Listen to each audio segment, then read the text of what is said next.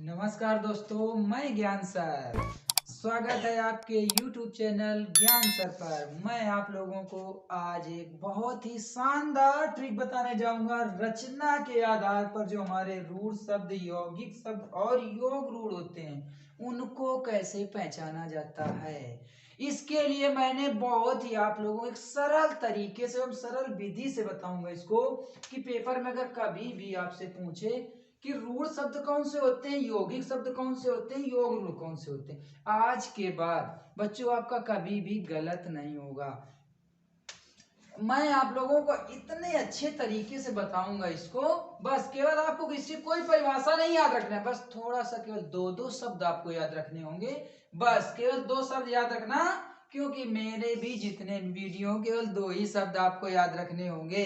कोई भी मैं वीडियो अधिकतर बनाऊंगा उसमें आपको 2 ही शब्द याद करने को बताऊंगा। इसके पहले मैं तत्सम तद्भव बताया था, 2 शब्द याद रखो। इसके बाद ये रचना के आधार में बता रहा हूँ, 2 शब्द याद रखना, ठीक है। और बच्चों, अगर मेरा ये चैनल अच्छा लगे, मैं अगर आप लोगों को अच्छी तरीके से बताऊं, तो इसको शेयर करना अपने दोस्तों में और सब्सक्राइब जरूर कर लेना और बेल आइकन को जरूर दबा लेना, क्योंकि ये बेल आइकन दबाने से ये होता है, जैसे मैं कभी भी आपको कोई नई जानकारी दूंगा या नया वीडियो अपलोड करूंगा तो आप लोगों को उसकी जानकारी तुरंत मिलेगी। तो हम लोग आते हैं अपने टॉपिक पे। टॉपिक है हमारा कि रचना के आधार पर शब्द कितने प्रकार के होते हैं। तो रचना के आधार पर शब्द होते हैं हमारे 3 प्रकार के। बच्चों, रचना के आधार पर हमारे शब्द कितने होते हैं? 3 प्रकार के होते हैं। कौन कौन से होते हैं? नंबर 1 होता है हमारा रूढ़ शब्द, नंबर 2 होता है यौगिक शब्द, नंबर 3 योग रूढ़ शब्द। केवल बस कितना? रचना के आधार पर 3 शब्द। कौन कौन से? रूढ़ शब्द, यौगिक शब्द और योग रूढ़ शब्द। अब इनको पहचानते कैसे हैं? तो बच्चों देखो, हम बात करते हैं पहले रूढ़ शब्द की। रूढ़ शब्द में वे शब्द होते हैं जिनका हम लोग खंडन नहीं कर सकते हैं। खंडन का मतलब कोई भी शब्द होगा उसको हम 2 भागों में तोड़ नहीं सकते हैं। अगर तोड़ नहीं सकते तो कौन से होंगे? रूढ़ शब्द होंगे। जैसे नाक, जल, कान। नाक को आप तोड़ सकते हैं 2 भागों में? नहीं तोड़ सकते हैं। देखो, ना ये हो जाएगा, का अलग हो जाएगा, इसमें कोई अर्थ नहीं निकलेगा। जल को तोड़ोगे कोई भी अर्थ नहीं निकलेगा, कान को तोड़ोगे कोई भी अर्थ नहीं निकलेगा। जिस किसी भी शब्द को 2 भागों में नहीं बांटा जा सकता उनको क्या कहते हैं? उनको कहते हैं रूढ़ शब्द। ये तो अब बच्चों आपको ये समझ में आ गए, रूढ़ शब्द किसे कहते हैं? जिनको 2 भागों में बांटा नहीं जा सकता। इसके बाद हम लोग बात करते हैं यौगिक शब्द की। अब यौगिक शब्द कौन कौन से होते हैं? यौगिक शब्द वह शब्द होते हैं जो 2 भागों में बांटे जा सकते हैं। इसमें क्या था? 2 भागों में बांटे नहीं जा सकते थे। इसमें क्या है? इसमें 2 भागों में बांटा जा सकता है। बस सीधी और सरल सिंपल ट्रिक। क्या? यौगिक शब्द को 2 भागों में बांटा जा सकता है। जैसे गंगा जल, रेल गाड़ी, गढ़ नायक। क्या है इसमें? क्या करो, गंगा आप लोग अलग कर सकते हो, जल अलग कर सकते हो, रेल अलग हो जाएगा, गाड़ी अलग हो जाएगा, इधर ये गढ़ अलग हो जाएगा, नायक अलग हो जाएगा। इसमें आप देखो, ये गढ़ होता है, नायक भी होता है, गाड़ी भी होती है, रेल भी होती है, गंगा भी होता है, जल भी होता है। मतलब कहने का, यौगिक शब्द उन शब्दों को कहते हैं जिनको 2 भागों में बांटा जा सकता है। बस सीधा और सिंपल फार्मूला है हमारा। क्या था रूढ़ शब्द में? क्या था? उनको 2 भागों में नहीं बांटा जा सकता। इसको क्या है? 2 भागों में बांटा जा सकता है। बस सीधा और सरल फार्मूला है अपना। यौगिक शब्द किसको कहते हैं? जिनको 2 भागों में बांटा जा सकता है।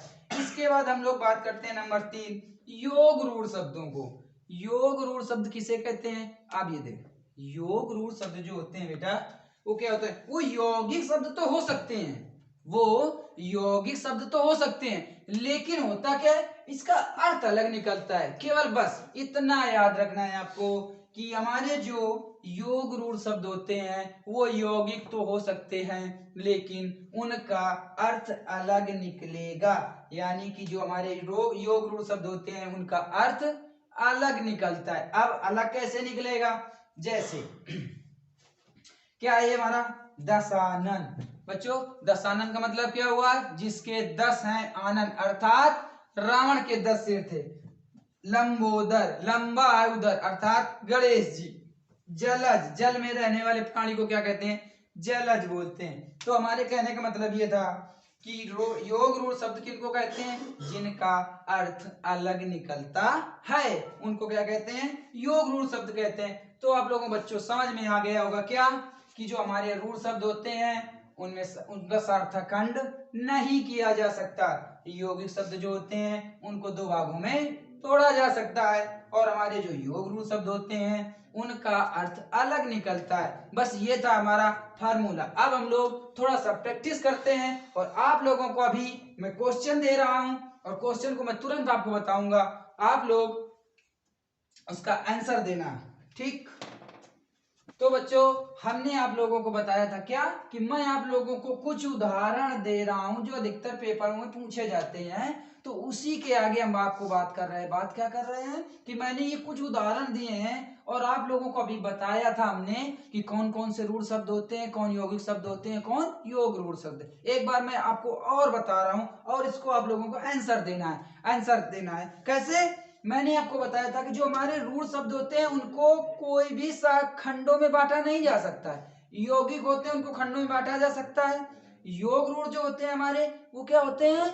उनका अर्थ अलग निकलेगा। बस केवल 3 बात याद रखना। अब देखो इसमें मैं आपको प्रैक्टिस करवा रहा हूं, इसके बाद आपको कभी भी भूलने की बीमारी नहीं होगी है कि ये रूढ़ शब्द कौन से होते हैं, यौगिक शब्द कौन से होते हैं, योग रूढ़ कौन से होते हैं। अब देखो हम लोगों ने पहले बात की क्या?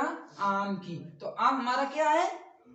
आम हमारा क्या है? ये हमारा रूढ़ शब्द है क्योंकि इसका कोई सार्थक खंड नहीं हो सकता।